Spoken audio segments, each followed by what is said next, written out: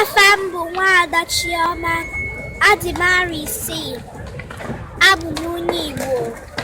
Amụrụ m n'obodo England, ebikwa m na London. Ife m chọrọ ịmụgosi unu tata ma okike, geenụ ntị ọfụma o. 1,000 ekele ụzọ na-abụ bụ 500, 100 ekele ụzọ na-abụ bụ 50,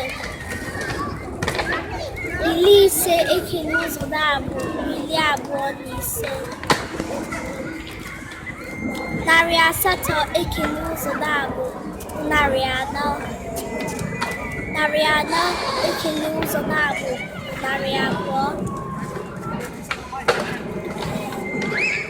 ofu ekele ụzọ na-abụ bụ ọkara, 2 ekele ụzọ na-abụ ofu, 10 ekele ụzọ na-abụ 5. Agụsigo unu nke emesịanụ. Olisa bi n'igwe gozie unu niile. Abụ m Nwaada Chioma.